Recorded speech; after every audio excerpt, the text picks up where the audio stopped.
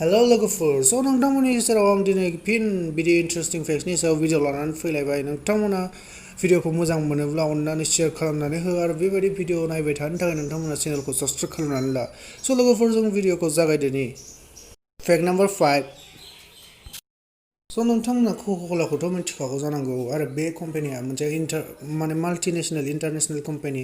माने गासैबो फ्राय बुहुमनि गासैबो जायगायाव क'का-क'लाखौ जों मोननाय जायो नाथाय बुहुमाव बिदि मोननै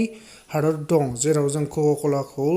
लोंनो हाया बा क'का-क'लाया जोंना सेल जाया बे मोननै हादरा जाहैबाय नर्थ करिया आरो किउबा मानोना बेयाव इउएसजों माने आमेरिकाजों बिसोरना ट्रेडिं माने फालांगियाव बिसोरना बेन नांनानै दं बेनिखायनो क'का-क'लायाथ' जोंना आमेरिकान कम्पानि नालाय बिसोरनि हादराव बेखौ मोननाय जाया फेक्ट नाम्बार 4 बे 2010 नि फिफा वर्ल्ड काप जाय साउथ आफ्रिकायाव जादोंमोन आरो 2014 नि फिफा वर्ल्ड काप जाय ब्राजिलाव जादोंमोन स' बे मोननै फिफा वर्ल्ड कापखौ जोंनि बुहुमनि गासै सुबुं अनजिमानि माने 700 क'ररनि हाफ सुबुं अनजिमाया नायदोंमोन हाफखौनो बुंजायो माने 700 नि 320 क'रर सुबुं अनजिमाया बे मोननै फिफा वर्ल्ड कापखौ नायदोंमोन वाव फेक्ट नाम्बार 3 नोंथांमोना खायसेया मिथिखागौ जानांगौ नाथाय खायसेया मिथिया जानो हागौ कि बुहुमाव बांसिन बांग्रिं मावग्रा हादोरा मा बे जाहैबाय जोंना जापान बेहाय जोंना पार इयार माने बोसोराव 1500 टाइम्स माने 1500 टाइम्स बांग्रिं मावो बेखौ जों सानसेनि दिहुनोब्ला सानसेयाव 4 टाइम्स खेब्रै बांग्रिं मावो जापानाव आरो बेनि मोनसे रिजना जाहैबाय बेयाव जोंना अरगें हाजो दं बे बेफ्रुबानो जोंना बांग्रिङा मावो आरो नैथि रिजना जाहैबाय बेहाय जोंना नै मोनसे असेनिक आरो मोनसे कन्टिनेन्टेल बे मोननै प्लेट थायो बे मोननै प्लेटआ एखे समावनो लोरसोर जायोब्ला बे मोननैया सौग्रुलायो आरो बे सिङाव सौग्रुलायोब्ला सायाव जोंना मावखांनाय सोमजियो आं नोंथांमोननो एसे सिम्पोलैनो बुजायनानै होबाय बेहाय गोबां खोथा हाबनानै दंबावो बेफोरखौ नोंथांमोना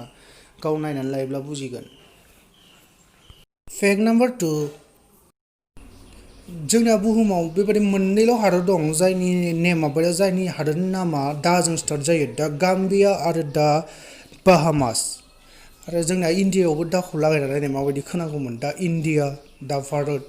ना जोंना बेनो मोजां इण्डिया आरो भारत दा होबा बोरैबासो खोनांगौमोन फेक्ट नाम्बार 1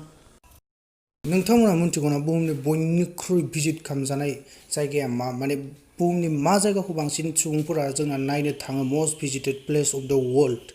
बे जाहैबाय जोंना फ्रान्स बेहाय मोनफ्रोमबो बोसोराव 8.6 क'रर सुबुङा भिजिट खालामो माने 8 क'रर 60 लाख सुबुङा आरो नैथियाव दं जोंना स्पेन बेहाय जोंना 8.1 क'रर सुबुङा थाङो मोनफ्रोमबो बोसोराव मोननैबो खाथि खाथि इउरपनिनो हादर आरो जोंना थामथियाव फैयो आमेरिका USA बेहाय जोंना मोनफ्रोमबो बोसोराव 7.6 क'रर सुबुङा भिजिट खालामो